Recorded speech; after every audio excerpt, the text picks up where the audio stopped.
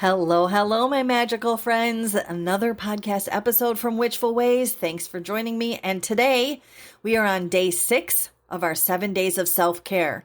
And today we're going to talk about not feeling guilty about our self-care, right? That's a big part of it. It's not selfish.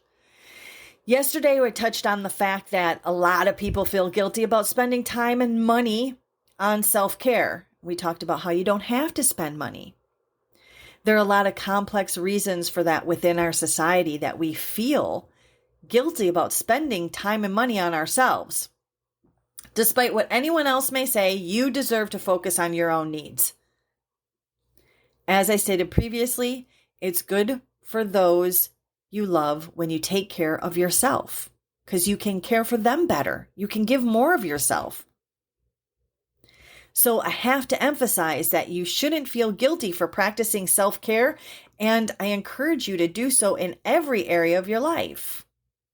So it's not selfish. First and foremost, you have to understand when taking time to care for yourself, it is not selfish in any way. And I'm going to keep saying it. It is not selfish.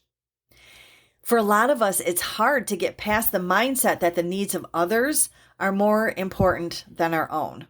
But overcoming that mindset is essential to allowing yourself to adequately meet your own needs. When you care for yourself, it doesn't have to mean that you don't care about other people. It just means we're putting it in balance, right? Because we know when you pull energy in witchcraft, in our magic, and in life, when you pull energy or your focus from one thing to put on another, something's depleted. When you add more focus to outside of yourself, inside of yourself becomes depleted, right? The scales tip. So you have to try and keep it in balance. And that means you can't feel guilty. It's not selfish. You're actually helping other people when you do it. That makes it selfless, right? And the other thing is it's necessary.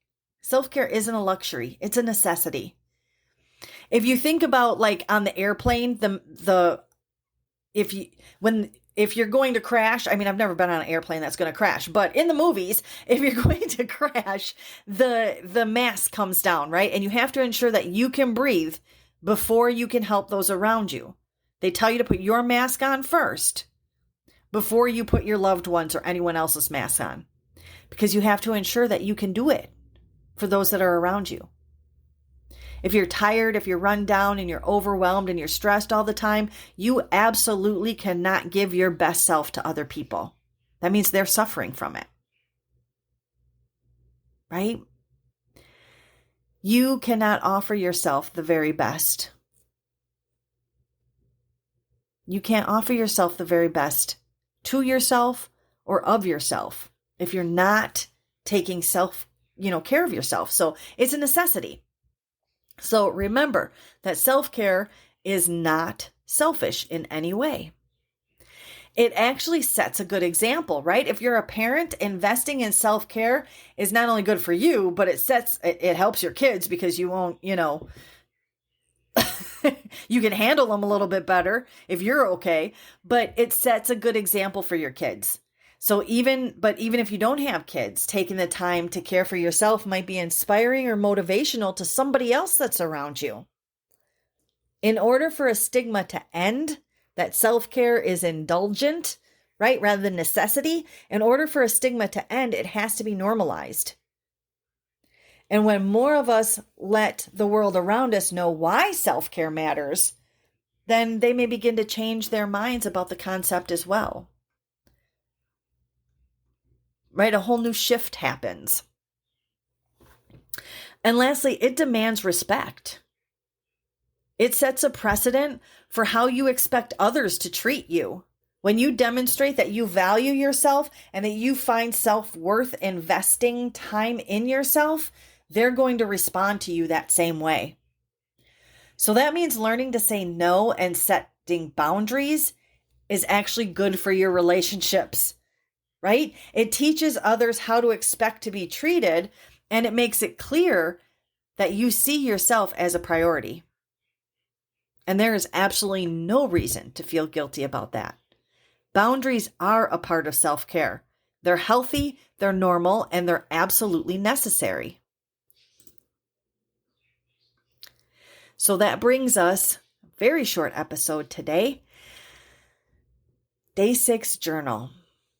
It is going to take some time to overcome a lifetime of society telling us that it's selfish to take care of ourselves. You've internalized that, right? That story's been told and you believe it. So with practice, you can come to see the benefits of self-care and that it doesn't have to be something that causes guilt. For you to want 10 minutes to yourself should not cause you guilt. It's not selfish. So today's journal prompt is, what stories, quote unquote, right? What stories do you tell yourself when it comes to taking care of you? Do you feel guilt or shame around the concept of personal relaxation time? And where do those feelings stem from? Okay, that was a quick Day 6, but that's it for Day 6 of self-care. We will see you back here for tomorrow, Day 7, final day of our 7 days of self-care. Have a wonderfully magical rest of your day.